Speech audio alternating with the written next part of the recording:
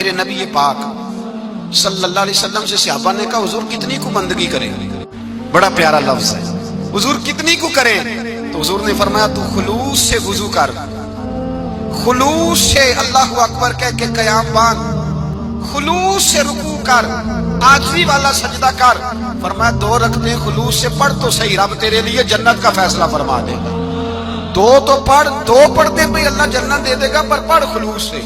بندگی نہیں کرتے لوگ، بڑا مشکل ہے۔ میں نے ایسے لوگ بھی دیکھے ہیں محفل میں 2.5 گھنٹے بیٹھے ہیں، نماز کا وقت آیا تو نکل گئے۔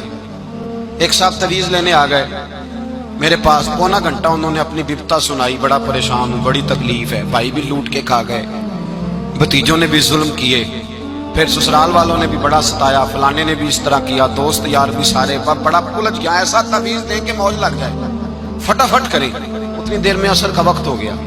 میں نے کہا آپ نے بات بڑی لمبی کر دی، تو آپ اس طرح کریں کہ نماز پڑھتے ہیں، نماز کے بعد تعویذ دیتا ہوں۔ میں اٹھ کے مسجد میں گیا، اور نماز کے بعد جب میں لوٹا تو وہ صاحب ہاتھ میں سگریٹ لیے نا، ہاتھ میں سگریٹ لیے مسجد کی دیوار کے ساتھ ٹہل رہے تھے۔ تو میں نے مجھ سے کہنے لگے جی وہ تعویذ دے دیں، تو میں نے کہا نماز کیوں نہیں پڑھی؟ کہنے لگا جی انشاءاللہ شروع کرتا ہوں۔ میں نے کہا نہیں، آپ کے لیے تعویذ ہے ہی کوئی نہیں، کیسے تعویذ اثر کرے گا؟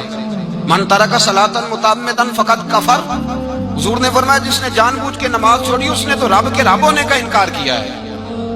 آپ تو ٹھٹائی کے ساتھ کھڑے ہیں، نہیں میں نے پڑھنی، بہانا ہے۔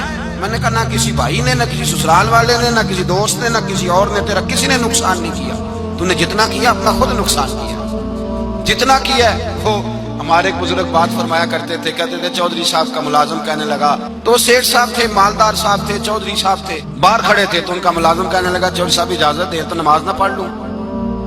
پڑھ لو۔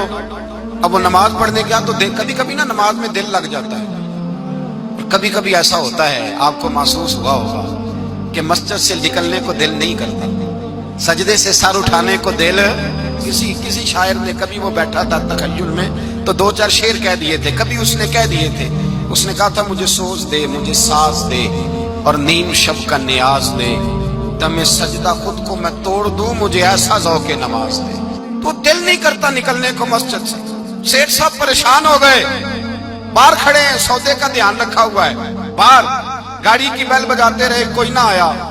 بزرگ فرماتے ہیں جب تھک ہار گئے نا سیٹھ صاحب تو دروازے کے آگے کھڑے ہو کے کہنے لگے اور تینوں کیڑا نہیں پیا باہر آن دیندا، تینوں کیڑا نہیں؟ وہ بندہ بڑا سیانا تھا، کہندا مینوں وہ نہیں باہر آن دیندا جڑا تینوں اندر نہیں پیا آن دیندا۔ ملا رومی نے اس کا جواب دیا ہے۔ ملا رومی رحمت اللہ تعالیٰ علیہ فرماتے ہیں تو نہ سمجھا کر کہ میں نماز نہیں پڑھتا تو پھر بھی مالدار ہوں، میں مسجد نہیں جاتا تو پھر بھی میں جائیداد والا ہوں، میں کچھ بھی نہیں، میں نہیں سجدہ کرتا تو پھر بھی میرے بڑے بارے نعرے ہیں۔ ملا رومی رحمت اللہ علیہ فرماتے ہیں مالک سزا دیتا ہے، اللہ سزا دیتا ہے، سزا۔ حضور کیا؟ فرمایا پیسے دے کے، اولاد دے کے، جائیداد دے کے، کہتا یہ سارا کچھ لے، باہر نکل جا، میرے گھر نہ آنا، نکل جا یہاں سے، میرے گھر سے سجدے کی توفیق اگر اللہ نہیں نہ دیتا تو سمجھا ہی نہیں، یہ تو سزا ہے رب کریم۔